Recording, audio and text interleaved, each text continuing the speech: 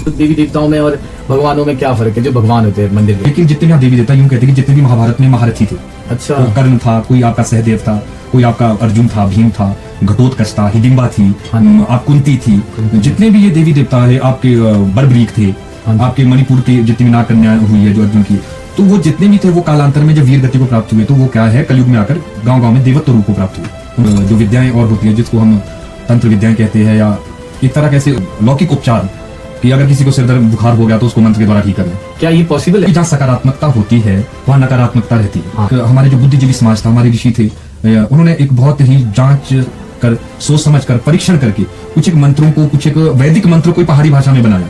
अच्छा, और उस वैदिक मंत्र को पहाड़ी भाषा में बना करके मतलब उसको उपचार की एक विधियां विशेष बनाएंगे और बताएंगे। जितने भी भूत प्रेत गण है, जितने भी ये सब चीजें है ना, ये जो हमें बताई जाती है, बताया भी जाता था कि उस नाले विशेष में डराते। हाँ। गणपति से रिलेटेड, गणपति भूतों के स्वामी माने। हाँ जी, कर्ण के बारे में सुना है कि जो माऊ नाग जी है, इस साइड मंडी क्षेत्र साइड है, वो कर्ण कहता है। आजकल अक्सर देखा जाता है ना कि देवी देवताओं को पूजना छोड़ दिया, अब या तो फिर वो किसी और चीजों, किसी गुरु, धर्मगुरु को मानते हैं तो सत्संग में चले जाते हैं। मतलब अभी एक ऐसा कुछ हम देखने में आता है, मतलब बड़े एक कुछ लोग एक व्यक्ति विशेष को धर्मगुरु बना देते हैं और फिर उसकी पूजा अर्चना शुरू कर देते हैं। लेकिन हमारे वेदों में, हमारे शास्त्रों में इसके लिए कोई जगह नहीं है। कई कालखंड में कई बार क्या है, किसी एक विशेष समुदाय को बहुत बोझ भी दिया जाता है। कई बार हाँ जी, हम अपनी सारी आकांक्षा या हम अपनी सारी उन पर ला देते हैं कि वो तो पार्टिकुलर ऐसी चीज के लिए बने, तो समाज में जो ऐसी चीजें थी वो गलत है। कई लोग का ये कहना है कि बलिया बड़ी भारी देते हैं आपके लोग, इसलिए हम तो ऐसे तो ईश्वर को पूजेंगे या गुरु को पूजेंगे, जिसका आप विरोध करते हैं। जितने भी हमारे देखिए, हमारे सनातन धर्म से जो भी धर्म निकले ना, इसका एक बड़ा सीधा सा समझने का एक एग्जाम्पल है। क्योंकि उनको कुछ चीजें जो उनको आहत करती रही सनातन संस्कृति की, कई जब उसमें धर्मगुरु बनते रहे और कई लोगों ने अपना डिक्टेटरशिप चलाई, वो चाहे ब्राह्मण था या चाहे वो चाहे राजपूत था, मैं किसी व्यक्ति विशेष की बात नहीं कर रहा। कोई देवता है जी जो मतलब खून पीते हैं, क्या वो सच है?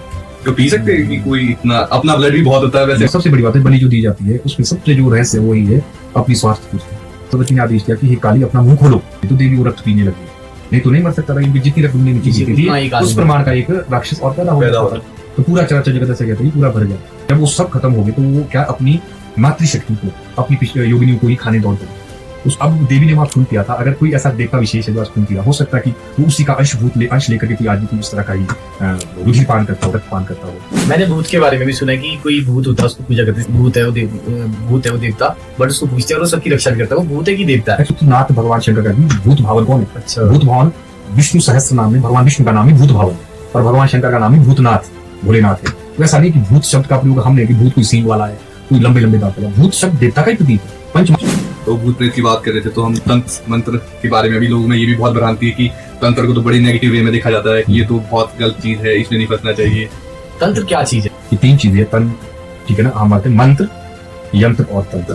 तंत्र होता है समूह, तंत्र विद्या होती है जिसको हमारे वाम विद्या भी कहा जाता है। भगवान शंकर ने इसको रचा। हमारे शाबर विद्याएं हैं और बहुत सारी इस तरह की विद्याएं हैं जो तंत्रों में आती है। उसको भी ऐसा हुआ कि उसको भी दिख रहा है एक भी वहाँ कुछ है, जब वहाँ जाए वहाँ कुछ ना होता है। एक दिन तो ऐसा हुआ कि वो जैसे मुड़ा वो आगे चला, ढाक पर चला गया और वो टायर बाहर होने वाले थे और मैं बोला अपने देवता का नाम लिया, चित्रा महादेव का नाम लिया, जिनकी हम स्टोरी बताई। उनके सामने खड़ा हो गया वो लोग, मैं उसके पॉकेट के सामने और मैं उसमें से धक्का मारा होती थी। लेकिन क्या शक्ति सुना हुआ कि वो मतलब वो मशीन वो बंद हो गई, वहाँ अटक गई। कुछ ऐसा हुआ कि भाई अब देवता महाराज हम इतना काम कर रहे हैं और ये क्या हो गया हमारे सामने। तो देवता महाराज का नाम लिया, चित्रा महादेव जी की हम कहानी सुना रहे हैं, उनका नाम कुछ ऐसी शक्ति में प्रकट हुई थी जो वहाँ पे नेगेटिव एनर्जी थी वो खड़े हो गए और वो मशीन भी रुक गई और उनका नाम भी हो गया।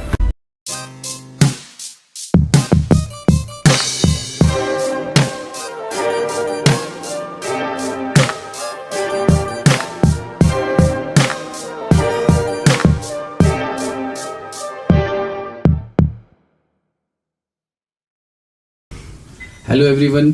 सो आज का जो पॉडकास्ट होने वाला है, जो आज का एपिसोड है, वो बहुत ही ज़्यादा एक्साइटिंग और बहुत ही ज़्यादा स्पिरिचुअल होने वाला है। सो आज के गेस्ट मिस्टर ओम प्रकाश शर्मा जी, जो कि पीएचडी है, साथ ही साथ वो मल्टी टैलेंटेड इंसान भी है।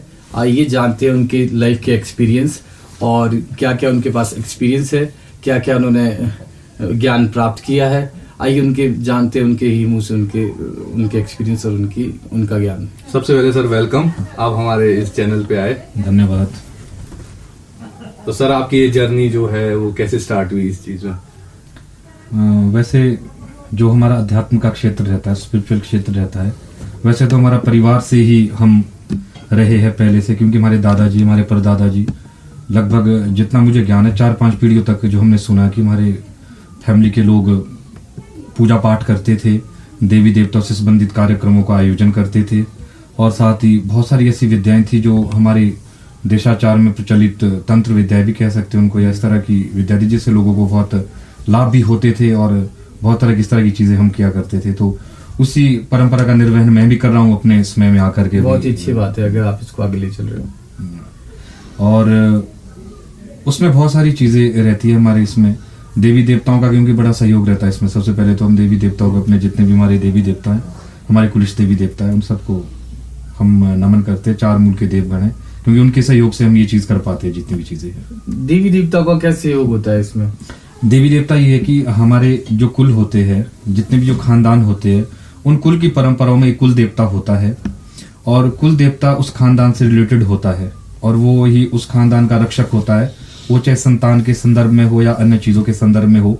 जहां तक ये पूजा पाठ की या जो विद्याएं और होती है जिसको हम तंत्र विद्याएं कहते हैं, या एक तरह का ऐसे लौकिक उपचार कि अगर किसी को सिर दर्द बुखार हो गया तो उसको मंत्र के द्वारा ठीक करना, क्या ये पॉसिबल है? बिल्कुल पॉसिबल है। जैसे कि मैं तो ये बताना चाहूंगा आपको कि मुझे इस पे कोई विश्वास ही नहीं है। मैं आजकल के आधुनिक सभ्यता में अगर हम कहें, अत्याधुनिक युग में है तो छदम आधुनिकता है, पर आजकल लोग नहीं समझेंगे। पर फिर भी आधुनिकता के युग में कहूंगा कि लोगों को ये बहुत मुश्किल होता है समझा पाना। लेकिन बहुत सारे ऐसे लाइव एग्जांपल मेरे साथ भी हुए हैं जिसमें लोग बीमार होकर मेरे पास आए, जब उनको वांच दिया या मंत्र दिए गए वो ठीक होके चले गए। तो आपको एक एग्जांपल हमारे साथ शेयर करना चाहिए? जैसे कि किस तरह का क्या उपचार है? जैसे कि कोई बीमारी हो, किस तरह की बीमारी आपकी, किस तरह की बीमारी के बारे में बात कर रहे हैं? बीमारियां होती है कई बार। क्या होता है कि हमारे लौकिक देशाचार में बहुत सारी चीजें ऐसी है, क्योंकि जहाँ सकारात्मकता होती है वहां नकारात्मकता रहती है। हाँ, ये पक्की बात है। और इसलिए जितनी सकारात्मक ऊर्जाएं हमारे ब्रह्मांड में रहती है उनके साथ नकारात्मक ऊर्जाएं भी रहती है। और नकारात्मक ऊर्जा कई बार हैवी होकर के सकारात्मक ऊर्जाओं को दबा देती है मनुष्य के कर्मों के अनुसार, क्योंकि कर्म सबसे आगे है। अगर मनुष्य कुछ गलत कर्म करता है तो उस पर उस चीज का प्रभाव हो जाता है और फिर उस चीज से उसको बाहर निकालने के लिए एक हमारे पास बहुत सी तंत्र विद्या होती है, मंत्र होते हैं, जिसमें देशाचार के भी मंत्र है और वैदिक मंत्र भी है, पुराण के मंत्र है। उन मंत्रों के माध्यम से उनको ठीक कर दिया जाता है और उनको लाभ भी हो जाता है। अच्छा, तो आप बोलना चाहते हैं कि आप डॉक्टर है, वैदिक डॉक्टर है? नहीं, डॉक्टर तो मैं ये तो नहीं कहूंगा कि वैदिक डॉक्टर है, पर इतना जरूर कहूंगा कि जो हमारी परंपरा थी, हमारे परिवार की, हमारे कुल की, या हमारे इस समुदाय की, जिस समुदाय में हम रहते हैं, उस परंपरा को हम निर्वहन कर रहे हैं। मेरे दादाजी थे, बहुत प्रसिद्ध विद्वान थे, सब जानते हैं, और मेरे पापा थे। हम भी इन परंपराओं का निर्वहन कर रहे हैं। हालांकि मैं एक पेशे से अध्यापक हूँ, लेकिन फिर भी लोगों की कुछ आस्थाएं जुड़ी है, मुझसे भी है। मुझे फिर भी अपने उस समय से निकाल के लोगों को समय देना पड़ता है। कई बार स्कूल से आता हूँ तो 10-10 बज जाते हैं लोगों के साथ काम करते हुए। रात को भी लोग आते हैं बड़े विश्वास से, और लोग ठीक होते हैं तभी आते हैं। बाकी ऐसा किसके बाद टाइम होता है, कौन किसके बाद जाता है। ये तो बात तो आपने सही कही। आपने विद्याओं की बात की, आपके पास कौन कौन सी विद्याएं आपने जो आपने अभी बात की, कोई विद्या, कोई ऐसी विद्या, कोई ऐसा एग्जांपल जो हमें समझ आ जाए, क्योंकि हमारे तो बस के बाहर है, ये समझना ही बस के बाहर है। एक्चुअली विद्याएं जो प्राचीन काल से जब हमारा मानव सभ्यताएं चली, मानव सभ्यताओं की विकास यात्राओं में लोगों ने अपनी जरूरत के अनुसार बहुत सारी चीजों को खोज की। वो चाहे रियलिस्टिक चीजें, अब साइंस तो रियलिस्टिक चीजें मानता है, हाँ, जो चीजें, लेकिन इससे पहले का जो समय था, उस समय में लोगों ने अपनी सुविधा के अनुसार बहुत सारी चीजें डेवलप की, क्योंकि आवश्यकता आविष्कार की जननी है। तो हॉस्पिटल्स नहीं हुआ करते थे, हाँ जी, लोग बीमार होते थे, और हॉस्पिटल अगर होते भी थे तो आम आदमी की पहुंच वहां तक नहीं थी। तो उस संदर्भ में लोगों ने क्या है, एक हमारे जो बुद्धिजीवी समाज था, हमारे ऋषि थे, उन्होंने एक बहुत ही जांच कर, सोच समझ कर, परीक्षण करके कुछ एक मंत्रों को, कुछ एक वैदिक मंत्रों को पहाड़ी भाषा में बनाया। अच्छा, और उस वैदिक मंत्र को पहाड़ी भाषा में बना करके, मतलब उसको उपचार की एक विधियां विशेष बनाएगी और बताएगी।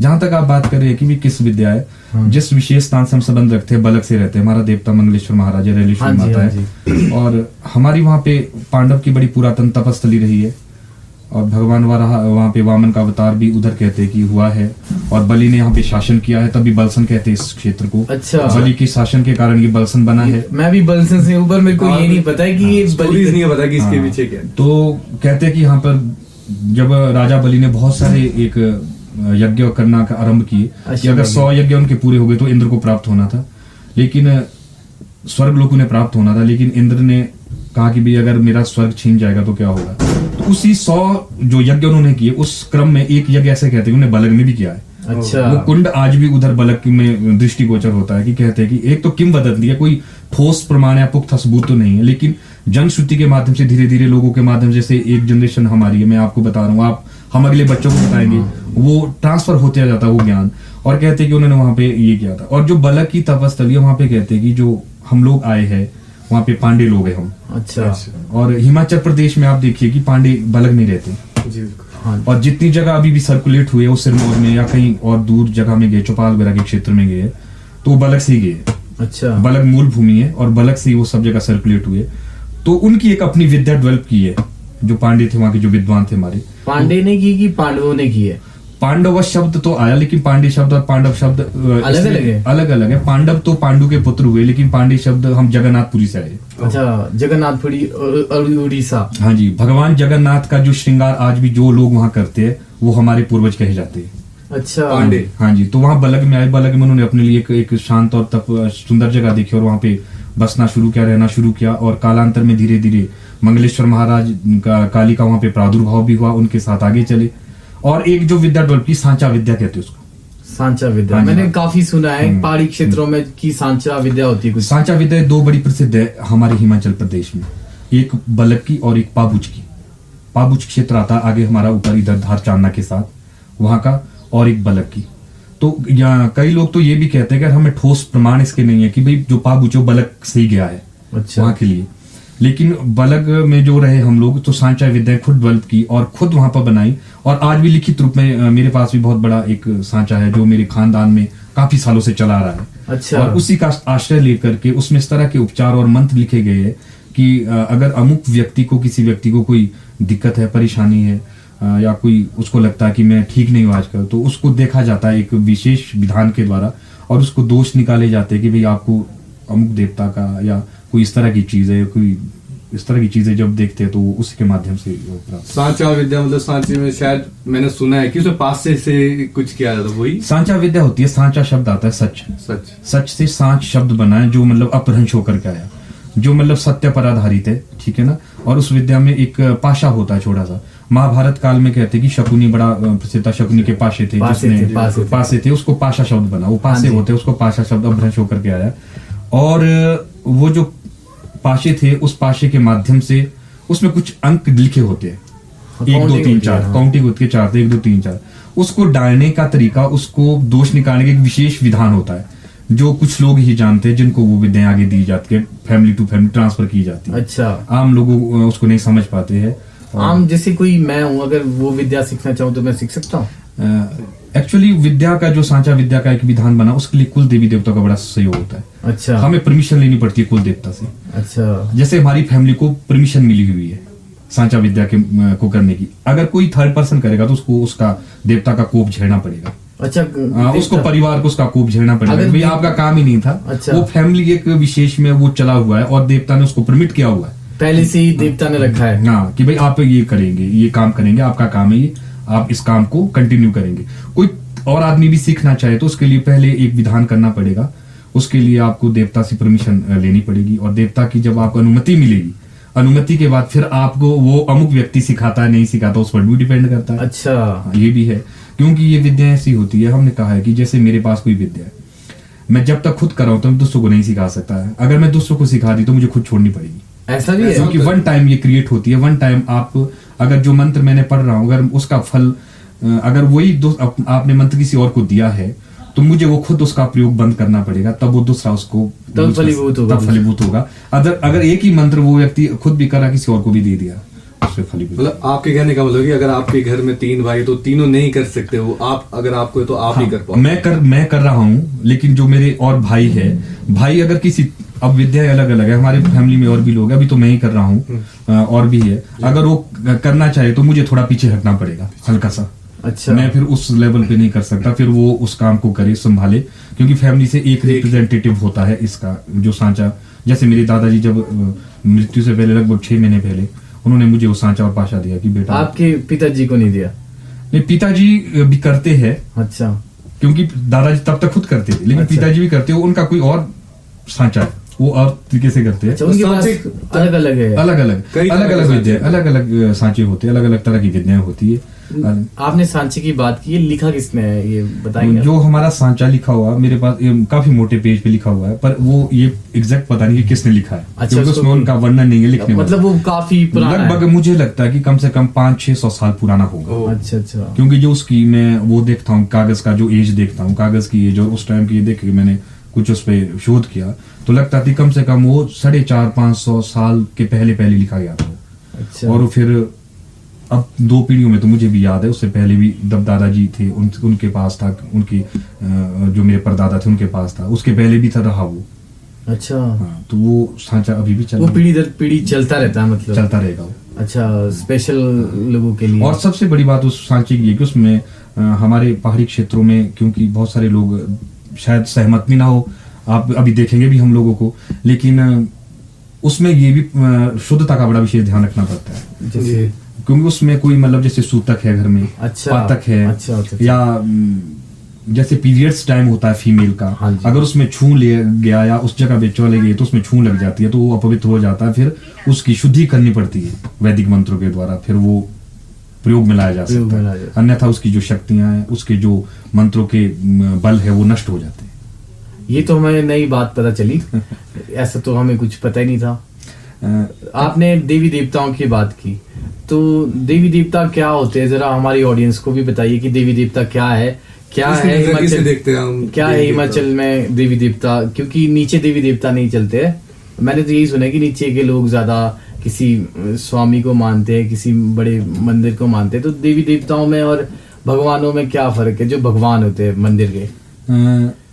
एक्चुअली ये प्रश्न तो आपने बहुत सारे कर दिए एक साथ ना, और इनका उत्तर देना कि देवी देवता, भगवान, मंदिर, स्वामी, इसमें क्या अलग बहुत है? सारी चीजें आई है, पर मैं आपको स्पष्ट में थोड़ी सी बात कहूंगा सारांश में कि हमारी जो देवभूमि हिमाचल है, ये क्योंकि जब सभ्यताएं शुरू होती है, सभ्यताएं एक समतल क्षेत्र से पहाड़ी क्षेत्रों की ओर जाती है। हाँ जी। हमारे जो जितने भी भारत का विकास की यात्रा हुई, तो वो मतलब दक्षिण से आरंभ होती है, दक्षिण से आरंभ होकर उत्तर में आते, उत्तर से जाके हम पहाड़ों में जाते। हमारा जो ये क्षेत्र विशेष है जिसमें हम भी रहते हैं, बलसन में, यहाँ पे कुछ 2-3 ही कम्युनिटी ऐसी है जो हमने सुना है कि भाई यहाँ के जो लोकल लोग थे, जो यहाँ के लोकल थे, बाकी सब माइग्रेटेड लोग हैं यहाँ पे। हाँ, मैंने ये सुना है कि ये सारे माइग्रेटेड मैक्सिमम हैं। 2-3 यहाँ पे ऐसी खानदान है, ऐसे लोग हैं जो यहाँ के थे, बाकी सब माइग्रेटेड है। हम है, आप है, या अन्य लोग हैं, सब माइग्रेटेड लोग हैं। वजह क्या थी? माइग्रेशन का मतलब होता है कि यहाँ पे था ही कुछ नहीं, पहाड़ थे, कुछ भी नहीं था, ढंकार थे, वनस्पतियां थी। लोग जब यहाँ पे आए, एक आया, उसने यहाँ पे कुछ जगह बनाई, फिर धीरे धीरे धीरे डेवलप हुआ और आगे चले गए। लेकिन जो देवभूमि है, ये जो पर्वतीय जितना क्षेत्र है, देवी देवता के विषय में हम यूं कहे, वैसे तो आपने देवी देवता जो शब्द बोला है, भगवान शब्द बोला है,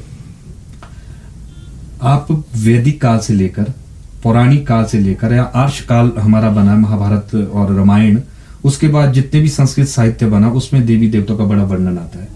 उसमें क्रमशः जब वैदिक काल में देवताओं की स्थिति कुछ और रही, पुराणिक काल में देवताओं की स्थिति कुछ और बन गई, फिर धीरे धीरे विकास यात्रा में कुछ चीजें और डेवलप हुई धीरे धीरे। अब जिन देवी देवताओं को हम अभी पूजते हैं, जैसे कि जितने भी हमारे गांव में देवता है, यहाँ तो बड़ा विस्तार है देवताओं का, हर गांव में अलग देवता है। टीले पर, हर चोटियों पर काली का स्थान है, हाँ जी। यहाँ पे बड़ा विस्तार है। और देवी भागवत में बड़ा वर्णन है इसके विषय में कि भाई जब देवियां कैसे स्थापित हुई यहाँ पे, ये बहुत लंबा विषय है। और लेकिन जितने भी यहाँ देवी देवता, यूं कहते हैं कि जितने भी महाभारत में महारथी थे, अच्छा, वो कर्ण था, कोई आपका सहदेव था, कोई आपका अर्जुन था, भीम था, घटोत्कच था, हिडिंबा थी, हाँ। आप कुंती थी, जितने भी ये देवी देवता है, आपके बर्बरीक थे, हाँ जी। आपके मणिपुर की जितनी भी नाग कन्या हुई है जो अर्जुन की, तो वो जितने भी थे वो कालांतर में जब वीर गति को प्राप्त हुए, तो वो क्या है, कलयुग में आकर गांव गांव में देवत्व रूप को प्राप्त हुए, उनको हम पूछते देवता रूप में। यहाँ मतलब आप कहना चाह रहे हैं कि देवी देवता अलग चीज है और भगवान अलग चीज है? हाँ, भगवान तो एक ओंकार है, एक नाद है, एक ऐसा शब्द है जिसको संगीत के माध्यम से जानेंगे तो नाद है, हाँ, नाद है, एक हाँ, शब्द नाद। है, ठीक है। अगर हम उसको अपने वेदों के माध्यम से जानेंगे तो हम कहेंगे कि एक ओंकार शब्द ओ ऊ और मो पैदा हुआ, फिर वो भगवान की श्रेणी अलग है, बहुत बड़ी श्रेणी है, वो तो परम ब्रह्म है, चराचर जगत का जितना भी सृष्टि की उत्पत्ति है वो सब देवी देवता उनके अधीन है, सारे उनके अंश है, उनके अंश मात्र, वो अंश उनको प्राप्त होते हैं। मेरी नॉलेज से तो मुझे लगता है कि देवी देवता भगवान के अवतार है, अवतार है। अंशा अवतार है। जितने भी देवी देवता हुए हमारे, जो भी है, राम है, कृष्ण है, हाँ जी, या जितने भी हमारे वैष्णव संप्रदाय के जितने भी देव हुए हैं, सब विष्णु के अवतार माने जाते हैं। आप जितने भी आपके भैरव है, हनुमान है, या वीरभद्र है, रुद्र है, वो सब भगवान शंकर के अवतार है। जितनी देवियां हैं जो काली के रूप में है, या कहीं थौड़ के रूप में है, या कहीं मंदिर के रूप में, देवी के रूप में स्थित है, वो भगवती के अवतार माने जाते हैं। जितने भी प्रकाश से संबंधित देवी देवता, जैसे आपका चंद्रमा है, तारे है, या इस तरह से, वो सब सूर्य से संबंधित देवता माने जाते हैं। जितने भी भूत प्रेत गण है, जितने भी ये सब चीजें है ना, ये जो हमें बताई जाती है, बताया भी जाता था कि भाई उस नाले विशेष में डराते, हाँ। वो गणपति से रिलेटेड है। गणपति भूतों के स्वामी माने हाँ जी, गणपति को सबसे पहले गणपति आते हैं, गणों के राजा हाँ जी, गणपति। हाँ जी। अच्छा, तो आपने देवी देवताओं के बारे में हमें बहुत ही अच्छी तरह से समझाया, जो कि बहुत अलग था। मैंने ये भी सुना है कि बस मैंने सिर्फ कर्ण के बारे में सुना है कि जो माऊ नाग जी है, इस साइड मंडी क्षेत्र साइड है, वो कर्ण के अवतार है। बाकी मुझे किसी देवताओं की कोई नॉलेज नहीं थी। बहुत सारे देवता यहाँ पे। हमारा एक रोडू में करासा जगह आती है, एक हाँ जी, करासा जगह में हम गए भी थे। वहां पर अभी भी जो बाहर के लोग हैं उनकी एंट्री अभी निषेध है, कोई नहीं जाने थे मंदिर में। सहदेव का मंदिर है, आपके कर्ण का मंदिर। एक हमारे नटवाड़ में पखू देवता है, वो गणपति देवता है, पखू नहीं, एक्चुअली वो गणपति देवता है। और उनके साथ एक दूसरा देवता जो कर्ण महाराज का मंदिर है। यहाँ पे एक हमारे सराहां क्षेत्र में एक, यहाँ पे दभास में डूंडी माता मंदिर है। हाँ, डूंडी माता का अपभ्रंश है, एक्चुअली कुंती माता का मंदिर कहा जाता है। अच्छा। और इस तरह से ये बहुत सारी ऐसी जगह हैं, बहुत सारी जगह है। परशुराम, बलग में परशुराम महाराज का अवतार है, जो विष्णु के, उनका मंदिर है। अच्छा। बहुत सारे ऐसे मंदिर, अगर इस विषय में जाएंगे तो ये विषय अलग से ही एक लेना पड़ेगा, क्योंकि देवी देवता बड़ा विस्तार है, क्योंकि इसको छोटे से समय में हम समझ नहीं पा सकते। मैंने ना कई जगह ये भी सुना है कि देवी देवता कुछ ऊंचे होते हैं, कुछ नीचे होते हैं। एक्चुअली समाज में जो भेद किया है, देवी देवता तो सब एक होते, बराबर होते तो सारी पूजनीय है, लेकिन वो भेद हम लोगों ने बनाया है। हम लोगों कोई देवता किसी दूसरे देवता के कुछ होता है ना, हाँ, यहाँ कुछ पे चल रहा मानते है। नहीं है कि हमारे उन देवता का मानेंगे नहीं। बहुत सारी चीजें ऊंच हमारे देवता नीच देवता ऐसा कुछ है। बहुत सारी ऐसी चीज है। देखिए, जहाँ मैंने कहा सकारात्मक नकारात्मकता भी होती है। हाँ जी, परिवार में अगर हम 5 लोग हैं तो 5 जरूरी नहीं कि सात्विकता से भरे हो। कुछ लोग उसमें अपने 5 उंगलियां बराबर तो नहीं होती। अगर उसमें 2 आदमी बहुत अच्छा काम कर रहे हैं कि वो ठीक है भाई, वो बहुत अच्छा है, ये सृष्टि से चलनी चाहिए और सात्विकता रहनी चाहिए। 2 बंदे बोलते हैं यार हमने तो मजे करने हैं, हाँ जी, वो अपना खान पान भी कर जाते हैं, और तो उनकी जो श्रेणी आ जाती है। फिर नेचुरली जब आदमी उस तरह से जिएगा तो उस तरह से बन जाता हो। तो लोगों ने अपने तरीके से देवताओं को बनाया है। देवता सब एक थे, लेकिन जो भगवान कृष्ण ने गीता में कहा है कि जैसे मुझे पूजो, मुझे भूत रूप में पूजेगा, मैं भूत रूप में प्रकट हो जाऊंगा। अच्छा, जो मुझे पितरों के रूप में पूजेगा, मैं पितरों के रूप में प्रकट हो जाऊंगा। जो मुझे देव रूप में पूजेगा, मैं उसके लिए देवता हूँ। अर्थात मतलब ये मनुष्यों की प्रवृत्तियों पर निर्भर करता है कि आप क्या चाहते हैं। नीच कोई भी है नहीं वही एक चीज। है, एक ही चीज है। इस मनुष्य की प्रवृत्तियों ने, उनके व्यवहार ने उसको बनाया है कि भाई वो क्या है क्या नहीं है। तो अगर आप जैसे पूजोगे तो वैसे। सर, आपने देवी देवताओं की बात की, तो अक्सर देखा जाता है कि पहाड़ों में बलियां दी जाती है, तो इसके बारे में क्या कहना चाहेंगे आप? की बलि ठीक है कि गलत है, कि क्या, किस वजह से बलि दी जाती है? जहाँ देवी देवताओं के संदर्भ में हम बात करते हैं कि देवी देवताओं का संबंध सीधा मानव जीवन से जुड़ा हुआ है। हाँ जी, और हम देवताओं पर आश्रित है, देवता हम पर आश्रित है, पूर्व काल से, आदि काल से लेकर जब से वैदिक सभ्यताएं शुरू हुई है। फिर अलौकिक सभ्यताओं की बात करेंगे। लेकिन अब बीच में एक कालखंड ऐसा आया, और अभी भी चला हुआ है, कि मतलब अभी एक ऐसा कुछ हम देखने में आता है कि मतलब बड़े एक कुछ लोग एक व्यक्ति विशेष को धर्मगुरु बना देते हैं और फिर उसकी पूजा अर्चना शुरू कर देते हैं। फिर उसको भगवान मानना शुरू कर देते हैं। और भारतवर्ष में कुछ ज्यादा ही है, क्योंकि कहते हैं कि भाई अगर कोई सबसे स्केयर अगर एक व्यापार या बिजनेस का धंधा रहा तो ये आप धर्मगुरु बन जाओ और फिर फटाफट अपना करो। लेकिन हमारे वेदों में, हमारे शास्त्रों में इसके लिए कोई जगह नहीं है। गुरु का स्थान सर्वोपरि है, और वो सब कोई गुरु कई तरह होते हैं। शिक्षा गुरु हमें जो शिक्षा देने वाले, दीक्षा गुरु है, हमारा माता गुरु है, पिता गुरु है। तो हमें गुरु के पास जाने की क्या जरूरत है? हमारे तो गुरु तो घर में ही है, माता पिता हमारे गुरु होते हैं। हमारे जिन्हें हमें अक्षर ज्ञान दिया वो हमारे गुरु है। लेकिन कुछ एक कालखंड का समय ऐसा आएगी इसमें को कुछ गुरुओं की होड़ सी लगी है। ये ऐसे ही प्रतीत होता है कि भाई कौन सा गुरु ज्यादा, किसके डिवोटी ज्यादा है। जैसा बनने में आया, और ये बहुत गलत है। वेदों में इसके लिए कोई जगह नहीं है। ये लोगों ने भ्रांतिवश, अज्ञानतावश, क्योंकि उन्होंने वेदों का अध्ययन नहीं किया, हिंदू संस्कृति को जानने का प्रयास नहीं किया, तभी वो ऐसे लोगों के साथ रहते कि पता नहीं मैं किसी की निंदा नहीं कर रहा हूँ, मेरा किसी को आहत करने का कोई मकसद नहीं है, पर मैं ये कहता हूँ कि ईश्वर को गुरु मानिए, ईश्वरी सर्वोपरि है, और अपने माता पिता को गुरु, अपने माता पिता को धक्के मार के बाहर अनाथ आश्रम भेज देते, वहां गुरु को पूजने जाए, ऐसे मैं बहुत लोगों को जानता हूँ। तो इन चीजों से बचिए और देवी देवताओं को ही मानिए। आजकल अक्सर देखा जाता है ना कि देवी देवताओं को पूजना छोड़ दिया। अक्सर क्या पहाड़ों में ज्यादा देखा जा रहा है, जो लोअर बेल्ट है ना पूरी चली गई है कि देवी देवताओं को पूजना बंद कर दो, या तो फिर वो किसी और चीजों, किसी गुरु, धर्म गुरु को मानते हैं, तो सत्संग में चले जाते हैं। तो वो चीज गलत ही है मेरे हिसाब से, कि सही है? नहीं, देखिए, समाज में विकृतियां तो हर समाज में होती है, कुरीतियां भी आती है, और उसका संशोधन भी होना जरूरी है, ये होना भी चाहिए संशोधन। लेकिन क्या होता है, कई कालखंड में कई बार क्या है, किसी एक विशेष समुदाय को बहुत बोझ भी दिया जाता है। कई बार हम अपनी सारी आकांक्षा या हम अपने सारी उन पर ला देते हैं कि भाई वो तो पर्टिकुलर इसी चीज के लिए बने। वो समाज में जो ऐसी चीजें थी वो गलत है। और सबसे बड़ी बात एक रही है शायद देवी देवताओं के संदर्भ में, जो लोग, कई लोग शायद नहीं मानते, शायद बलि प्रथा को नहीं मानते, और कई लोग का ये कहना कि भाई बलियां बड़ी भारी देते हैं आपके लोग, और इसलिए हम तो ऐसे ईश्वर को पूजेंगे या गुरुओं को पूजेंगे जो इसका पूर्ण विरोध करते हैं। तो इसलिए भी शायद एक वजह ये भी हो सकती है कि हमने अपने परंपराओं का संशोधन नहीं किया। परंपराएं बदलनी भी पड़ती है कई बार समय और स्थिति के अनुरूप, उसमें परिवर्तन लाने पड़ते हैं, और समाज में सब समान और हक के अधिकारी है, सभी को बराबर सम्मान मिलना चाहिए। अगर किसी को सम्मान नहीं मिल रहा है तो निश्चित रूप से वो तो अपने जितने भी हमारे, देखिए हमारे सनातन धर्म से जो भी धर्म निकले ना, इसका एक बड़ा सीधा सा समझने का एक एग्जाम्पल है। हमारा पहले मुस्लिम निकले, इस्लाम निकला, फिर बौद्ध, फिर जैन, फिर इसका कई नाथ पंथ निकला, कोई बहुत सारे पंथ निकले। वो क्यों निकले? पर सब थे तो सनातनी, क्योंकि उनको कुछ चीजें जो उनको आहत करती रही सनातन संस्कृति की, कई जब उसमें धर्म गुरु बनते रहे, और कई लोगों ने अपना डिक्टेटरशिप चलाई, वो चाहे ब्राह्मण था या चाहे राजपूत था, मैं किसी एक व्यक्ति विशेष की बात नहीं कर रहा। उन्होंने क्या है, फिर वहां से उन्होंने लगा कि भी अब हम नहीं रहेंगे इनके साथ। उन्होंने अपने एक पंथ का निर्माण किया, और जो कालांतर में कोई इस्लाम बना, कोई बौद्ध बना, कोई जैन बना, कोई कुछ बना, और आज भी अब वो धर्म तो नहीं बन पा रहे, तो लोगों ने वहां से निकल करके अपने लिए एक रास्ता चुना कि कोई धर्म गुरु बना लो जी, बढ़िया है, अच्छा है, बाकी ऐसा कुछ नहीं। जो जैसे कि आजकल बहुत प्रसिद्ध हो रहे हैं बागेश्वर धाम के, वो आप उन पे कोई टिप्पणी करना है, क्योंकि वो बहुत ज्यादा प्रसिद्ध चल रहा है। क्या वो सच है? क्या वो सच है? क्या वो कुछ ऐसी कोई सिद्धि होती है कि जो सच बताती है? वाग सिद्धि होती है, हमारे वेदों में वर्णन है। बागेश्वर धाम का मतलब वाग होता वाणी के ईश्वर है, जो अच्छा, वाणी के ईश्वर ही की वो पूजा करते हैं वहां पे।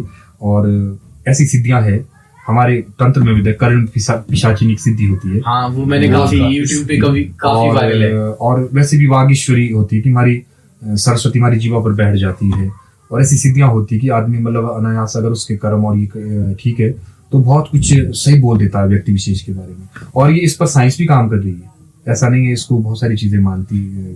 कई जगह बोल देते हैं कि जो इतना ही सच बोलने वाला है तो बता दे कि कहाँ आतंकवादी छुपा है, ऐसी अंदर वाली बातें बता दे। तो उस चीज में कैसे यूज करेंगे उस चीज? वो तो इससे पहले तो एक बात और भी आई थी, जब कहते कि भाई यहाँ पे हमारे जो कुछ देवी देवता होते हैं, देवी देवता भी व्यक्ति विशेष का हित करते हैं। जो व्यक्ति विशेष को लग गई जी, वो फलानी देवी लग गई या फलाना वीर लग गया, तो क्या से वीर है तो भाई वहाँ उनको बॉर्डर पे ले जाओ, पाकिस्तानियों को धंधा ही खत्म हो जाएगा, फौज की जरूरत नहीं पड़ेगी। बिल्कुल। पर मैं आपको ये चीजें बताऊं कि ये जो देवी देवता है क्षेत्र विशेष में अपना काम करते हैं, और जो इनको मानते हैं पूजते हैं उन्हीं पर इनका प्रभाव भी रहता है। जो इनको नहीं मानता तो उनको ये भी उनसे दूर हो जाते हैं। तो आप देखिए, ये तो चलो एक बलि का बीच में आपने बात की थी, आप भी हमारे बलि जीवित है हमारे क्षेत्र में। हाँ, मैं आपसे पूछना चाहूंगा, कई क्षेत्रों में जीवित है। आप ये कहेंगे जो हमारा महासू, प्राचीन महासू के नाम से जाना जाता था, ये महासू क्षेत्र था ये सारा। तो रोडू है, चाहे रामपुर है, चाहे उसमें चौपाल है, शिमला आता है, जो ग्रामीण शिमला, जितने भी ये इलाके आते हैं, तो यहाँ देवताओं को प्रसन्न करने के बलियां दी जाती है। तो कई लोग कहते हैं कि भाई हम तो ये बलि नहीं मानते, तभी हम इस चीज से बाहर हो रहे हैं, विमुख हो रहे हैं। तो जो बलि का विधान है बेसिकली, मैं किसी देवता से क्षमा चाहूंगा ये सब बोल रहा हूँ, और लोगों से भी शायद किसी की भावना आहत हो सकती है। हाँ जी। पर जो बलि का विधान बना, ये हमारी भौगोलिक परिस्थितियों के अनुसार बनता है।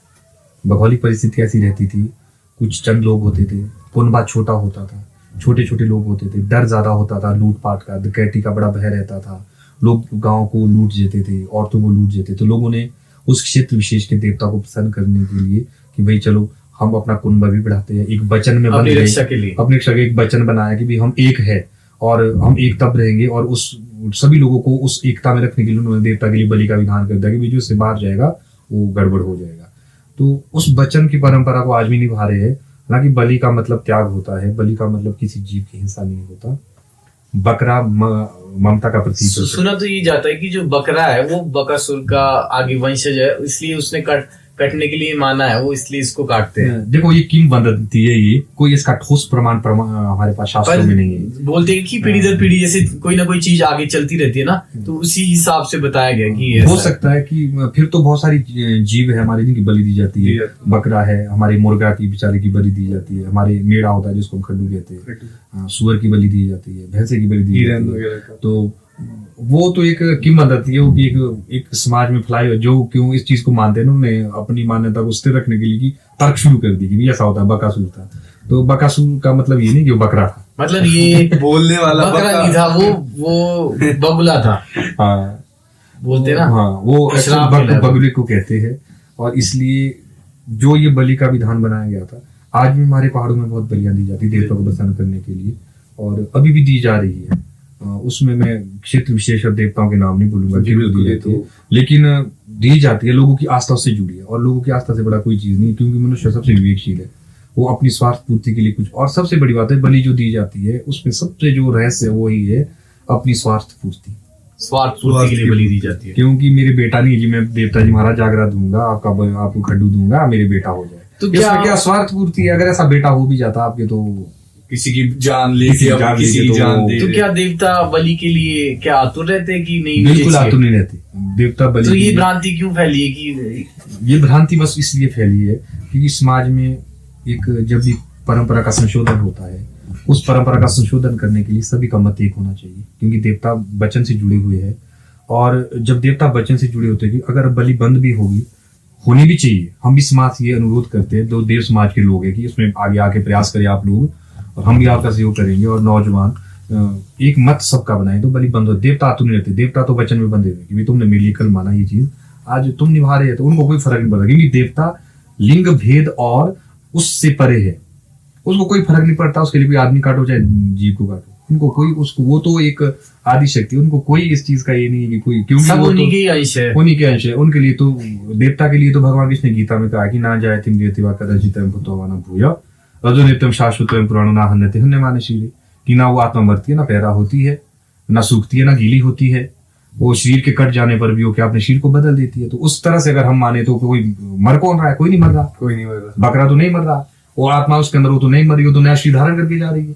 हाँ, ये तो बिल्कुल सही बात बोली। तो तब तो सब एक छलावा है, बोले हाँ, जा रहा है। अच्छा देखो, संसार एक प्रपंच है और ईश्वर ने यहाँ पे एक रंगमंच है, हम इस पे छलने के लिए आए और छल रहे हैं। जो जीव यहाँ पर या मनुष्य है, अच्छा चींटी से लेकर बड़े हाथी तक, सब अपने कर्मों का फल भोग रहे हैं। कोई कट रहा है, कोई गिर रहा है, कोई अग्नि में जल रहा है, कोई बाढ़ में बह रहा है, कोई मनुष्य किसी बीमारी से ग्रसित है, लेकिन आत्मा अजर अमर है, वो कभी ना मरती है, जीती है। वो तो एक छलावा है, सबको उलझाए रखा है ईश्वर ने कि भी उलझे रहो। अगर सभी साधु बन जाएंगे ना, तो सृष्टि भी बंद हो जाएगी। अक्सर ये देखने में आता है कि जैसे किसी ने देवी देवता की पालकी उठाई है, वो अपने आप इधर जा रही है, उधर जा रही है, तो क्या देवी देवताओं में इतनी शक्ति है कि वो अपनी पालकी खुद ही हिलाते रहते हैं, या फिर उठाते खुद ही चले जाते हैं? ये बहुत सारी वीडियोस ऐसी वायरल हाँ, होती है। बहुत सारी वीडियो ऐसी वायरल आजकल भी होती है, होती भी रहती है। पर इस विषय में मेरा अपना अनुभव तो नहीं है, लेकिन मैंने दोस्तों के अनुभव से जरूर सुना है और अपने बुजुर्गों से सुना कि भाई बहुत सारी जगहों में ऐसे दृष्टांत हुए कि जहाँ पे लोगों ने चैलेंज किया कि भाई देवता क्या कर रहा है, ऐसे ही घूम रहा है जी, हाँ, ये घूमने वाले तो दूसरे।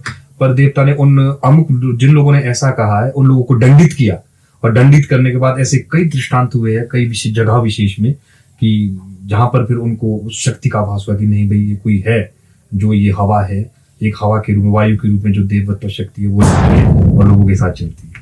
आपके पास कोई ऐसा केस बताने के लिए होगा? मेरे पास मेरे पापा ने मुझसे बहुत पहले ऐसी एक बात डिस्कस की थी, मैं किसी देवता विशेष का नाम तो नहीं लूंगा, पर ऐसा हुआ था कि भाई एक व्यक्ति जिसने बोला था कि ऐसे ही झटके मारे वहां पे, यहाँ कुछ नहीं है, ऐसा कुछ नहीं है। अच्छा। तो उस देवता विशेष ने, जिनका जो भी नाम है, उन्होंने उस व्यक्ति को दंडित करने के लिए क्या है, उसको ऐसे घुमाया था कि अंततः गत्वा वो उसके प्राण पक्षी उड़ने वाले थे पर बच गया।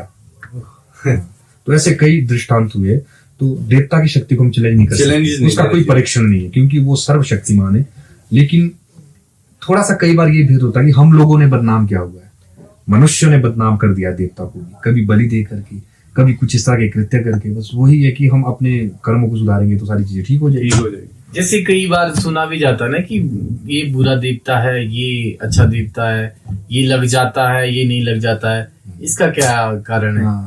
इसका कारण आपने बताया कि जैसे अपना स्वार्थ है।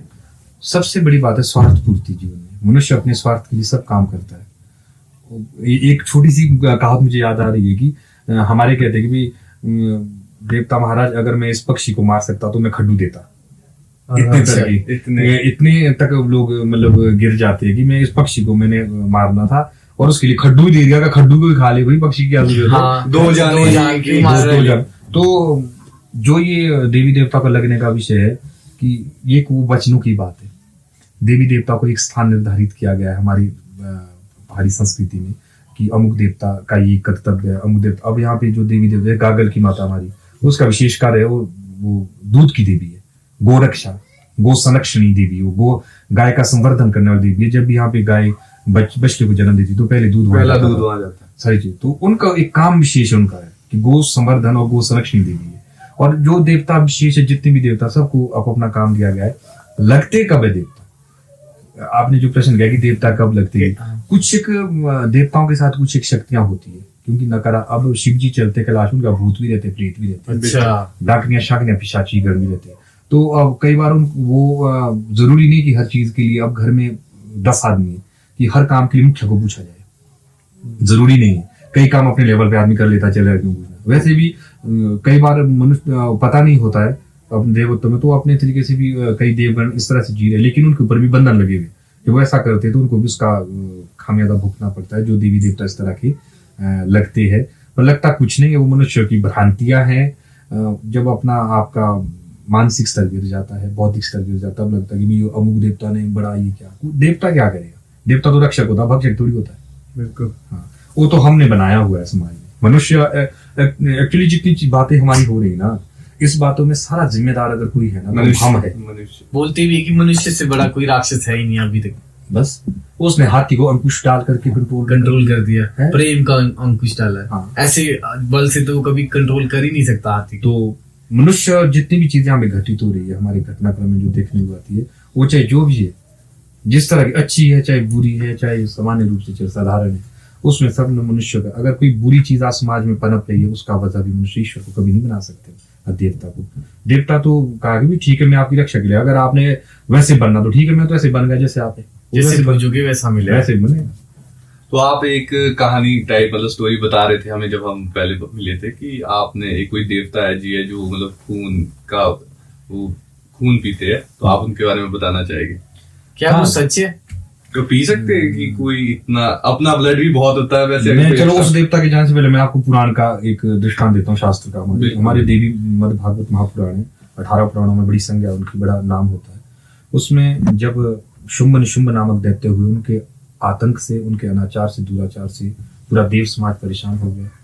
तब मैंने सुना कि शुंभ निशुंभ की कहानी। तो भगवान शंकर के साथ ब्रह्मादि देवता आए और फिर वैकुंठ लोग गए। वहां पर उन्होंने भगवान विष्णु की प्रार्थना, भगवान विष्णु कहा कि भी जाओ भाई हिमालय पर्वत पे जाकर के देवी को प्रसन्न करो, वही इससे हमें दूर कर सकती है। उसने वरदान दिया पहले हमें।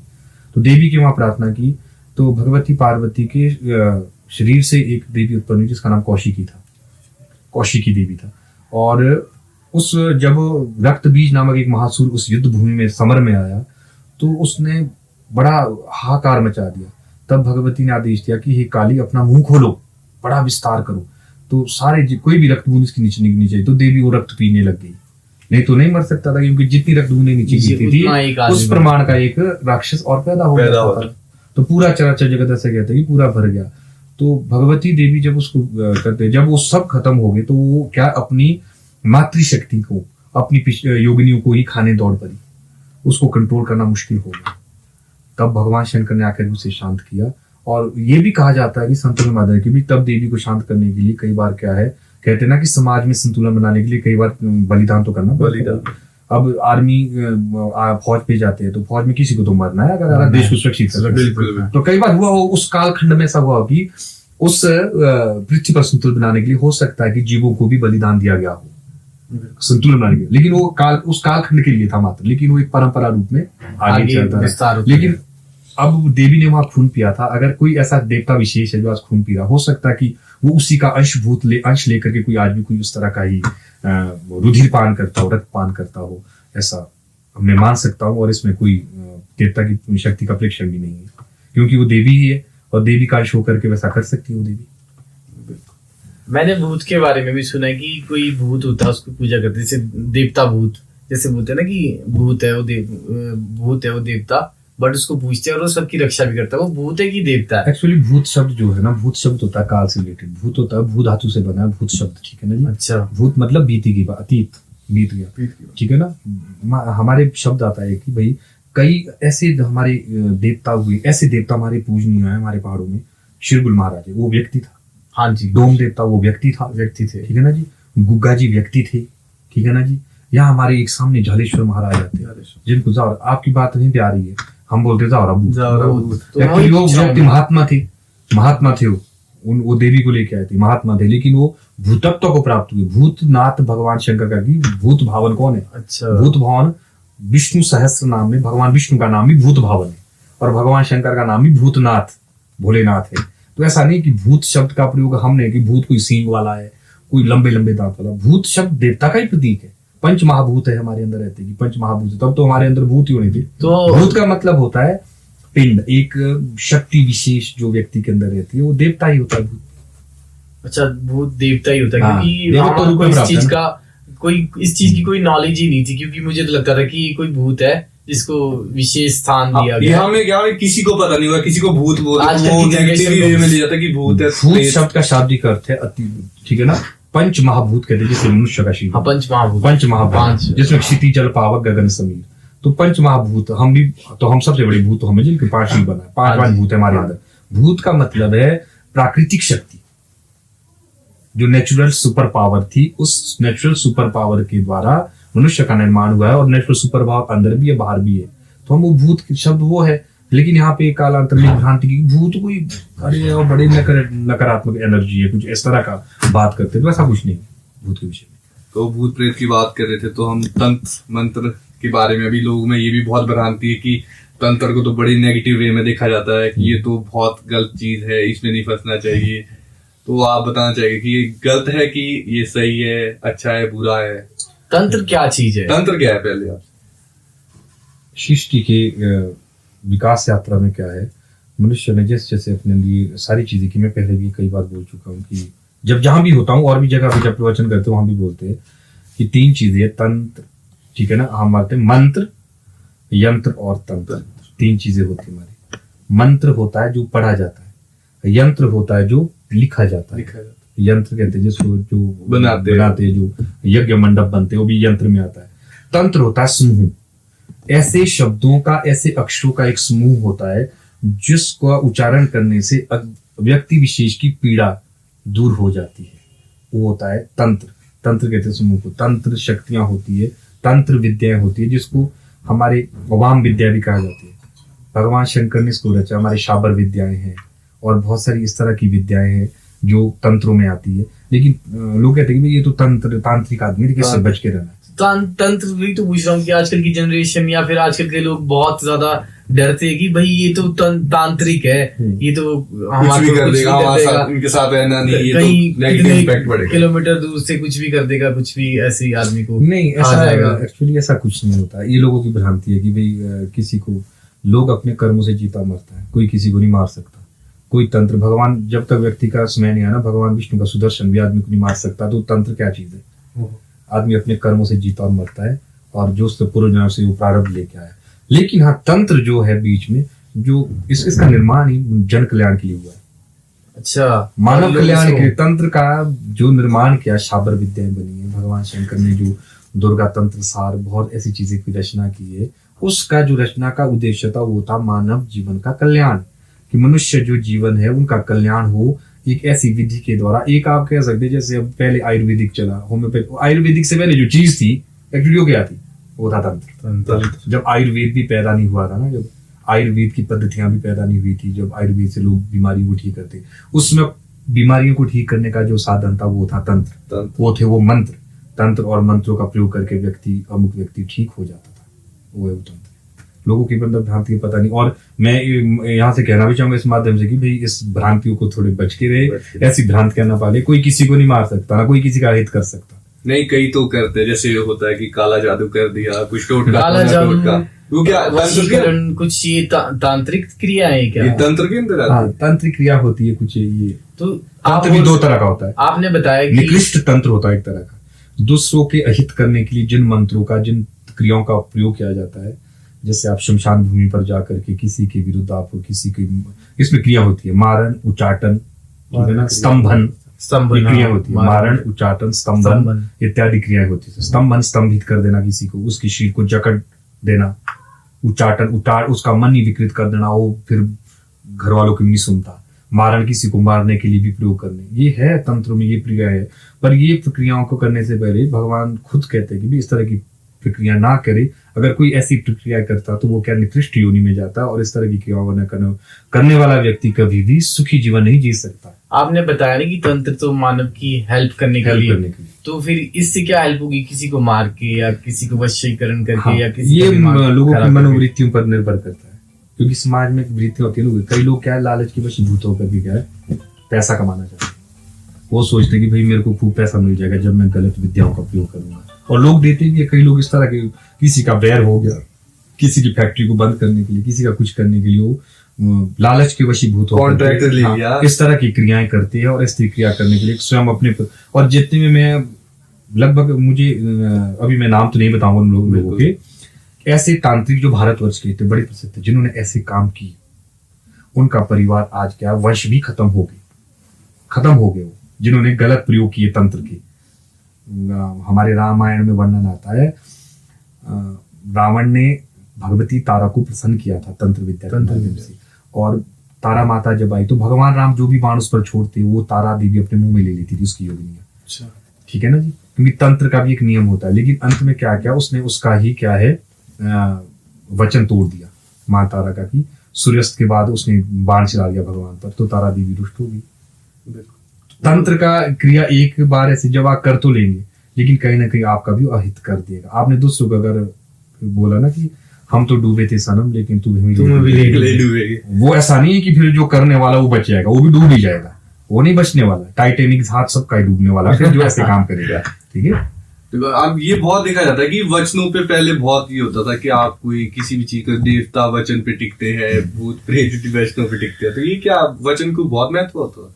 वचन का महत्व क्यों, आज भी वचन का महत्व है।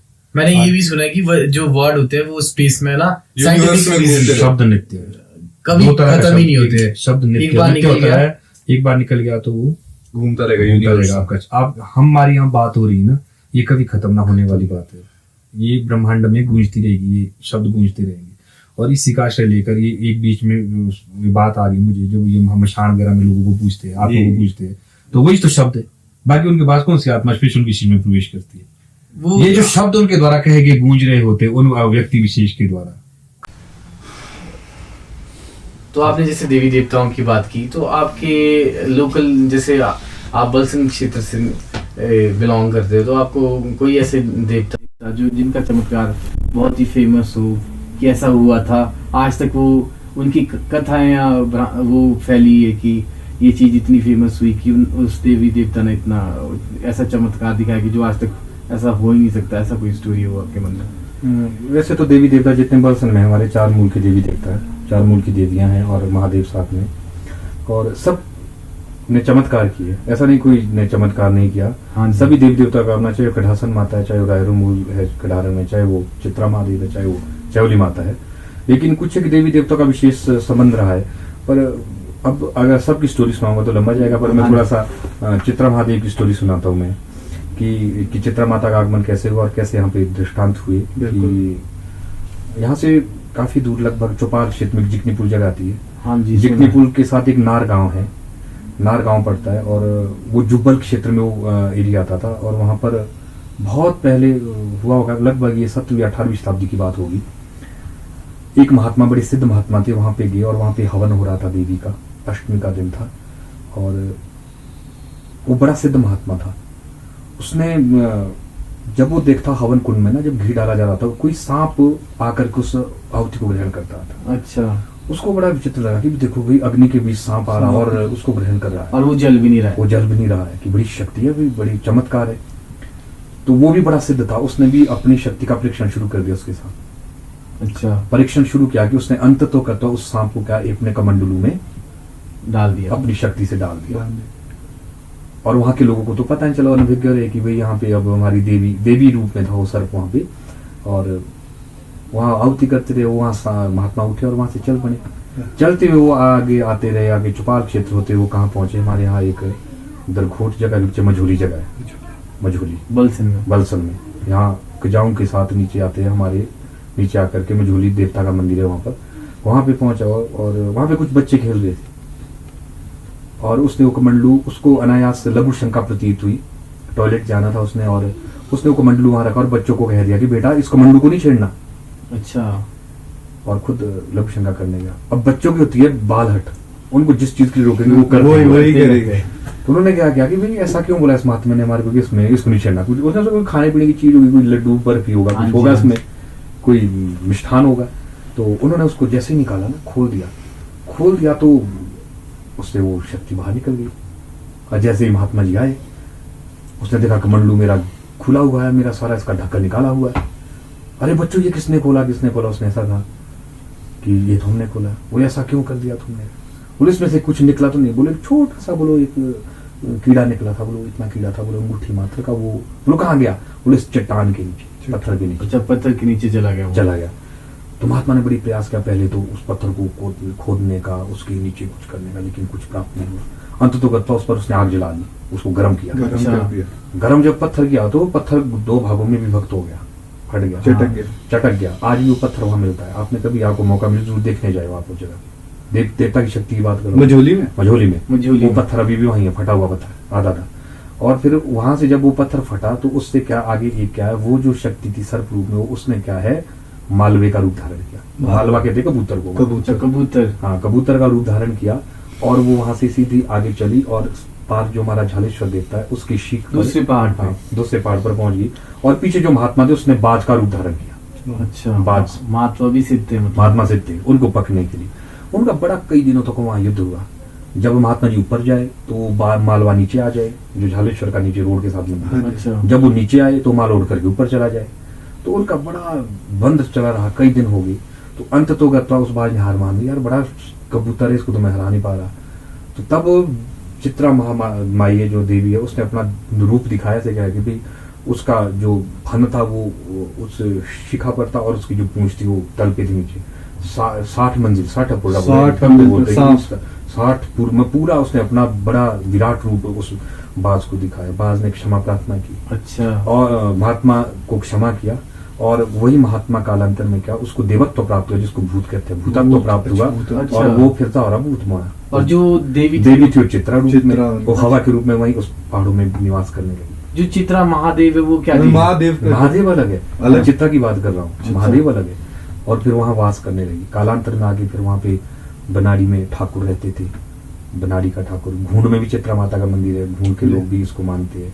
और बनाड़ी ठाकुर को दोष लगा, वहां पे कुछ अपवित्रता हो गई, तब उसने देवी, फिर वो कालांतर में आकर के सभी ने उसकी हवा को पूछा, माली बना, और फिर उसको चांदनी में स्थापित किया गया।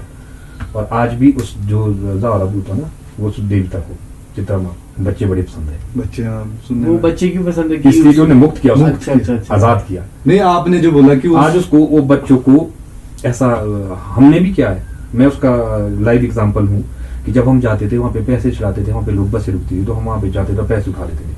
वो चाहे राजपूत का लड़का चाहे ब्राह्मण का लड़का, कोई भी वहाँ से पैसे उठाता था, उसको कोई दोष नहीं लगता था। अच्छा, मंदिर से उठाते? हाँ, वहाँ चौरा था देवता का, और बड़ा प्रत्यक्ष था देवता का, उनको कोई उसको ये नहीं लगता। आज भी उसी के इस उनको भंडारा देना पड़ता है वहाँ पर। अब तो वहाँ पे दान पात्र वगैरह लगा दिए गए हैं और भंडारा देना पड़ता है। क्योंकि वो वैसा क्योंकि बच्चे बड़े प्रिय है भगवती को। अच्छा अच्छा चित्रा देवता को जो धारा भूत हो ना वहाँ पे, और इसलिए और वो इतना प्रत्यक्ष सामने हुआ, मैंने भी वो प्रत्यक्ष देखा। तो ये तो चित्रा माता की एक मैं थोड़ा सा ये बताया आपको। वैसे देवियाँ यहाँ पे आपके नेक्स्ट एपिसोड में हम आपको बताएंगे कि भाई बिल्कुल। शीला माता की क्या स्टोरी थी और क्या उसका योगदान रहा है। मैंने सुना है कि आपका सर गाना भी आ रहा है शीला माता के लिए, आप कुछ लाइनें सुना सको अगर इसकी। हाँ, मैं शीला माता का गाना वैसे गा तो दिया मैंने, पर वीडियो उसका अवेलेबल भी है यूट्यूब पे, कई जगह पे है, मेरे पास भी है। पर मैं उसका 2 लाइनें गाऊंगा। 2 लाइनें उन्होंने पीछे। किया था। ऐसे तो मैं नहीं, मैं वो गाऊंगा जहाँ पे गया। बिल्कुल।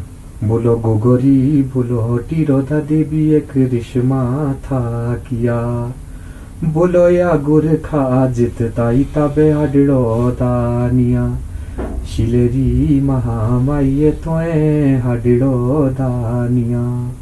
तो ये तो नाटी बहुत अच्छी है, बहुत अच्छी ये तो है। मैंने अब 2 लाइनें सुनाई है हिस्ट्री के माध्यम से, और बाकी आपको पूरी नाटी सुनाएंगे और माँ की पूरी कहानी हम बताएंगे आपको। और ये देवता के विषय में तो मैंने आपको बता दिया। देवी देवताएं तो पहाड़ों की शान है, देवभूमि ऐसी थोड़ी कहा जाता है हिमाचल को। बिल्कुल बिल्कुल, इसी से हमारा वर्चस्व शान है और हमारी पहचान भी है, हमारे आस्था और श्रद्धा का प्रतीक है। और देवी देवताओं के साथ नकारात्मक शक्तियां भी रहती है, बिल्कुल वो है ये, और नकारात्मक शक्तियां जब रहती है तो वो काम भी करती है। तो हम इस पॉडकास्ट के एंड पे आ गए, तो सर जाते जाते लास्ट में कोई एक हॉरर स्टोरी भी हमारे जो हाँ, एक ऐसा कोई केस आया हो आया हो आपके तो पास? देखो केस मेरे पास आया, मेरे दोस्त थे, हाँ जी। तो वो क्षेत्र विशेष में यहाँ पे चौपाल में काम कर रहे थे वो, तो टावर लाइन का काम था, जियो का काम था उनके पास, वो जो फाइबर की डिश फाइबर। का, तो जेसीबी से काम लगा था बड़े युद्ध स्तर पे ना, तो रात को काम करते थे। तो उन्होंने मुझे सुनाया ये वाक्या कि भाई हमने, मेरे पास तो ये वाक्या बाद में आया, बहुत बाद में, कि हमारे साथ ऐसा वहाँ पे जेसीबी के ड्राइवर के साथ हुआ कि भी कभी उनको कुछ दिख जाए वहाँ पे, कभी कुछ दिख जाए वहाँ पे ना। किस जगह की बात है ये? रिवनी के साथ की बात है, अरे रिवनी के साथ की बात है। और जेसीबी एक दिन ऐसा हुआ कि ड्राइवर को पता नहीं चला, वो उसको कुछ ऐसा हुआ कि उसको कुछ दिख रहा है, फिर एक कभी वहाँ कुछ है, फिर जब वहाँ जाए वहाँ कुछ ना होता है। एक दिन तो ऐसा हुआ कि वो मेरा दोस्त सुनाता है कि वहाँ पे वो जेसीबी लगी थी, रात के 3 बज गए थे लगभग, ओवरनाइट काम चला हुआ था, ओवरनाइट काम हो रहा था। तो वो जेसीबी जैसे मुड़ा, वो आगे चला, ढांक पर चला गया और वो टायर बाहर होने वाले थे। और मैं बोलो अपने देवता का नाम लिया, चित्रा महादेव का ही नाम लिया, जिनकी हम स्टोरी सुनाई थी, उनके सामने खड़ा हो गया। बोलो मैं उसके पॉकेट के सामने, और मैं उसमें से धक्का मारा हूँ पीछे। अब ऐसा तो पॉसिबल नहीं कि एक जेसीबी मशीन को आप धक्के मार के पीछे दिखो, हाँ। लेकिन उनका ऐसा कृष्ण हुआ कि वो मतलब वो मशीन बोलो बंद हो गई, वहां अटक गई। ओह अच्छा। और वहाँ तो वो जो धक्का मारा था वो कौन था? वो मेरा दोस्त था। अच्छा, उनको क्या हुआ ऐसा कि? कुछ ऐसा हुआ कि भाई अब देवता महाराज हम इतना काम कर रहे हैं और ये क्या हो गया हमारे साथ, बोलो। तो देवता महाराज का नाम लिया, चित्रा महादेव जी की हम कहानी सुना रहे हैं आपको, हाँ जी, हाँ जी। उनका नाम लिया। कुछ ऐसी शक्ति उनमें प्रकट हुई कि जो वहाँ पे नेगेटिव एनर्जी थी वो खड़े हो गए और वो मशीन भी रुक गई और उनका नाम भी ये हो गया। तो बाद में मेरे पास आए तो हम उसका समाधान तो क्या, तब तो काम खत्म हो गया था, पर उन्होंने जो मुझे अपनी आप बीती सुनाई कि भाई ऐसा वहाँ पे हमने घटित हुआ और हमारे साथ हुआ। आज भी ऐसी चीजें कई जगह सुनने में आती है, देखने में आती है, तो हो सकता है मतलब ये चीजें है, एग्जिस्ट Exist तो करती है। क्योंकि जब उन्होंने कहा झूठ तो नहीं बोलेंगे, एक तो था सुनी सुनाई बात, एक उन्होंने जो कहा लाइव एक्सपीरियंस की। उन्होंने लाइव एक्सपीरियंस किया कि जो उनका भाई था, कजन साथ में, वो बोलता कि मैं सोचूं भी ये क्यों आगे जाके भी, अब जेसीबी तो गई ये मशीन भी हमारी, साथ में। पर ये भी गया बंदा, भाई भी गया। लेकिन वो कुछ ऐसा करिश्मा हुआ कि वो मशीन खड़ी हो गई और बोलो मैं खड़ा, बोलो ये तो सारा देवी देवताओं का आशीर्वाद तो है। ये नेगेटिव एनर्जी भी है, पर नकारात्मक के साथ सकारात्मकता हमेशा बनी रहती है। अब देवी देवताओं को तभी तो हम पूछते हैं, तभी तो देवभूमि, तभी तो हिमाचल है, और सभी का देवी देवता कल्याण भी करें, हम ये प्रार्थना करते हैं।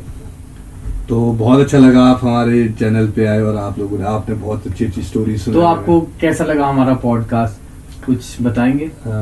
मुझे बहुत अच्छा लगा। देखिए जो भी इस तरह की चीजें होती है, मैं बहुत खुश हुआ, क्योंकि इस तरह का जो ज्ञान है शायद विलुप्त हो रहा है हमारे समाज से। बिल्कुल। लोगों को हकीकत का पता नहीं है, लोग मतलब दूसरों की सुनी सुनाई बातों को सच मान लेते हैं पर एक्सपीरियंस नहीं करते। तो इस तरह की कहानियां, इस तरह की एक्सपीरियंस, इस तरह के अनुभव देवी देवताओं से रिलेटेड है, या बहुत सारी हमारे समाज में और भी चीजें हैं, वो लोगों तक जानी चाहिए, लोगों तक वो पहुंचनी चाहिए, ताकि लोग अवेयर हो कि भाई ये चीज होती है जो है ओरिजिनल। लोग ऐसे ही अपनी कहानियां, मनगढ़ंत कहानियां बना लेते कि वहाँ ऐसा है, वो ऐसा है, वो ऐसा है, पर ऐसा कुछ नहीं है। आपका जो चैनल है, आपका जो पॉडकास्ट है, बहुत अच्छा काम कर रहा है और ऐसी चीजें भविष्य में भी आप लोगों को दे और लोगों तक ये सच्चाई पहुंचे। और जो किसी क्षेत्र के विशेषज्ञ लोग हैं उनके आप मिले संपर्क करें और लोगों तक चीजें पहुंचाए, तो निश्चित रूप से लोगों को इसका ज्ञान मिलेगा और लाभ होगा। आने वाली जनरेशन यूं भी बहुत अंग्रेजी सभ्यता में हो जा रही है, तो उनको पता लगे एटलीस्ट कि हमारी पहाड़ी कल्चर, हमारी संस्कृतियाँ, हमारी चीजें क्या थी। ये जरूरी है और इसके लिए आप बहुत अच्छा काम कर रहे हैं और बहुत बधाई के बात है। धन्यवाद सर, आप हमारे पॉडकास्ट में आए और आपने हमें अपना कीमती टाइम दिया, तो इसलिए हम आपका पूरा पूरा धन्यवाद करते हैं। और सर की हम सारी डिटेल्स डिस्क्रिप्शन में डाल देंगे। कोई ने अगर इनसे भागवत करते हैं सर बहुत अच्छा, और कोई किसी भी तरह के जो निवारण हो गया बाद में आप इनसे बात करके लिए। Thank you sir. Thank you.